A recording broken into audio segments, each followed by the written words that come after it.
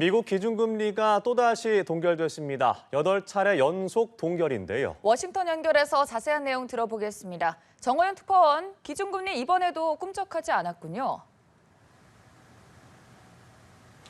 네, 미국 중앙은행인 연방준비제도는 이틀간의 정례회의를 마치고 기준금리를 동결한다고 발표했습니다.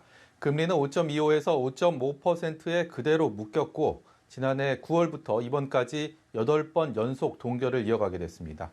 현 기준금리는 2001년 이래 가장 높은 수준인데요. 우리와의 금리 격차도 상단 기준으로 2%포인트를 유지했습니다. 네, 9월에 기준금리 인하가 될 것이라는 기대감이 컸는데 연준도 이런 관측에 무게를 실어줬다고요. 네, 제롬 파월 연준 의장은 경제가 기준금리를 인하할 적절한 시점에 가까워지고 있다는 게 대체적인 인식이라고 말했습니다. 금리 인하를 위한 전제 조건들이 상당 부분 개선됐음을 인정한 겁니다.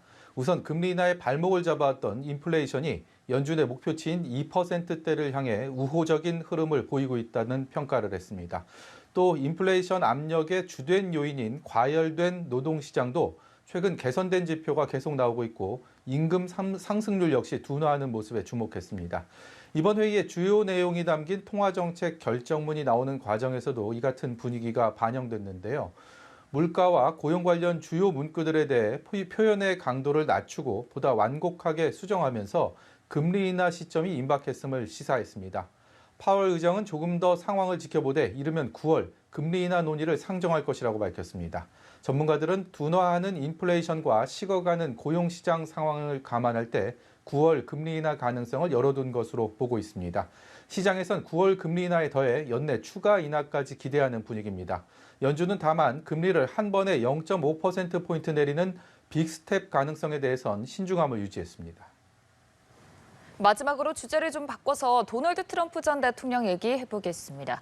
그동안 대선 전에 금리를 인하하면 안 된다고 강조해 왔는데요. 변수가 될 가능성 없습니까?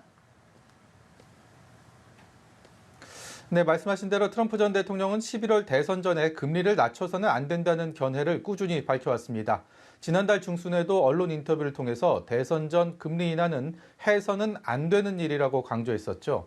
바이든 행정부가 경제를 망쳐놨다며 공세를 이어온 만큼 금리 인하를 통해 경기 회복에 신호를 주고 결국 이것이 대선에 영향을 끼쳐서는 안 된다는 정치적인 속내가 담긴 것으로 해석됩니다.